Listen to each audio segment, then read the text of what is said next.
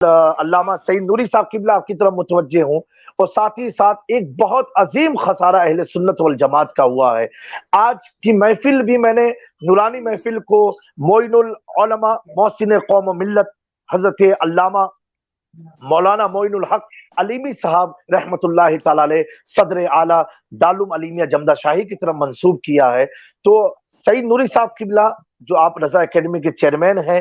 آپ کی بڑی قربت رہی علامہ معین الحق علیمی صاحب قبلہ سے، آپ کیا ان کی خبر سننے کے بعد آپ کی کیا تعزیاتی کلمات ہیں ہمارے ناظرین کے لیے؟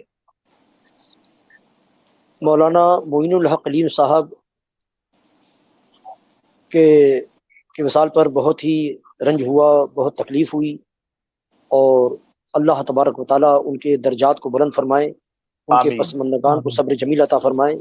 آمین۔ میرے اور ان کے تعلقات جو تھے بہت قدیم تعلقات تھے، ان کے والد صاحب کے زمانے سے ان سے میرا رابطہ تھا، تعلق تھا، اور دین و سنیت کے لیے جب بھی ان کو آواز دی جاتی تھی، جب بھی ان کو بلایا جاتا تھا، اور جب بھی آواز دی جاتی تھی، وہ ہر محاذ پر الحمدللہ رضا اکیڈمی کی شانہ بشانہ کھڑے رہتے تھے۔ بے شک، اور بالکل بجا فرمایا آپ نے۔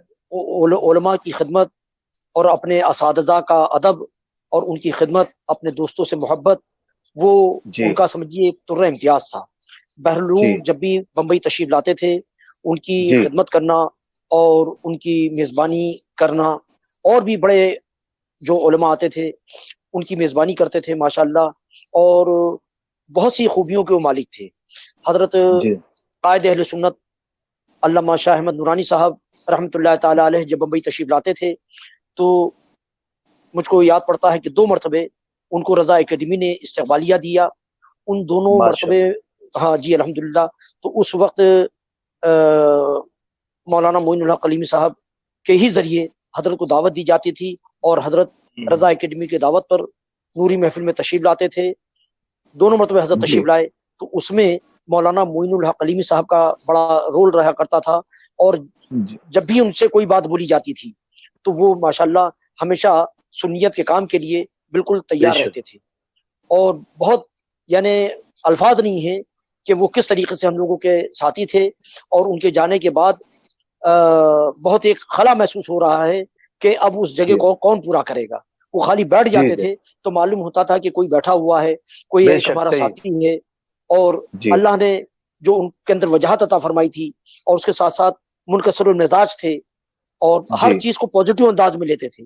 یعنی لڑائی جھگڑا فتنہ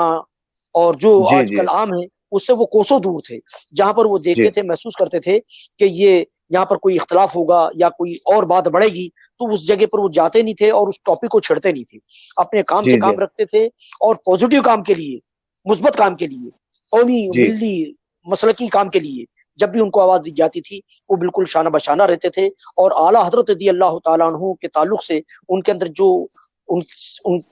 ادب تھا، جو محبت تھی، وہ سمجھ لیجیے کہ کم لوگوں کے اندر وہ بات نظر آتی ہے کہ اگر اعلیٰ حضرت کی کوئی بات بتا دی جائے یا اعلیٰ حضرت کا کوئی قول بتا دیا جائے تو وہ اس پر بہت ہی مضبوطی سے قائم رہتے تھے، اور کہیں پر بھی کسی بھی طریقے سے۔ بہت پیاری بات آپ نے فرمائی جی، جیسے کہ ہم لوگ وہاں دارالعلوم علیمیہ جمدہ شاہی میں زیر تعلیم تھے، حضرت اس وقت ناظم اعلیٰ تھے، اس ادارے کے صدر اعلیٰ بھی تھے، اور مبلغ اسلام کی ہندوستان میں شناخت اگر کسی نے خلیفہ اعلیٰ حضرت کے نام سے کرائی ہے تو وہ علامہ معین الحق علیمی صاحب کی ذات تھی۔ صحیح ہے۔ وہاں پر ان کے والد کے زمانے سے مصطفیٰ بازار میں عرس علیمی کا انعقاد ہوتا ہے 10 محرم الحرام کو، اور وہ اتنا تاریخی جلسہ ہوتا ہے کہ یعنی اکابر علماء سنت میں اس پروگرام میں شرکت کی اور کرتے ہیں، اور عرس علیمی کے نام سے وہ بہت ہی تاریخی پروگرام ہوتا ہے پورے بمبئی لیول پر، اور جو اس 10 محرم کو یہاں پر بمبئی کے اندر بڑے مقررین بڑے علماء رہتے ہیں وہ اس پروگرام میں ضرور شرکت کرتے ہیں۔ تو یہ ان کے والد نے قائم کیا اور اس کو ان لوگوں نے اور آگے بڑھایا۔ ان کے بڑے بھائی تھے مولانا رضا الحق صاحب، یہ مولانا معین الحق صاحب، اب دعا کیجئے کہ اللہ تبارک تعالیٰ ان کے بچوں کو بھی ان کے نقش قدم پہ چلائے، اور وہ اسی طریقے سے مبلغ اسلام کا جو مشن تھا، اعلیٰ حضرت کا جو مشن تھا، اس کو لے کے وہ آگے بڑھیں، اور اسی طریقے سے قوم ملت کی خدمت کرتے رہیں، اور علیمیہ کا جس طریقے سے ان کے اندر جذبہ تھا عالمیہ کے تعلق سے ان کے والد کا، اور ایک تھے ان کے والد صاحب کے دوست جناب سیٹھ مصطفیٰ غلام مصطفیٰ صاحب، جی مصطفیٰ سیٹھ کے نام سے وہ مشہور تھے، تو ان کے پاس بھی جانا ہوتا تھا. ان کے یعنی یہ علیمی صاحب کے والد نے ان کا ذہن بنایا، اور یہ دونوں لوگوں نے مل کر علیمیہ کو آگے بڑھایا. ان کی دکان پہ جانا ہوتا تھا مصطفیٰ سیٹھ کی، تو اپنے سرہانے وہ تصویر رکھتے تھے جامعہ علیمیہ کی، اور فرماتے تھے کہ یہ میرے ساتھ جائے گا.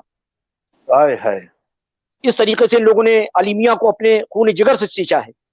جی تو اللہ تعالیٰ ان کے بچوں کو اور ان سے محبت رکھنے والوں کو بھی یہ توفیق عطا فرمائے کہ وہ علیمیہ کی اس طریقے سے خدمت کرتے رہیں. جی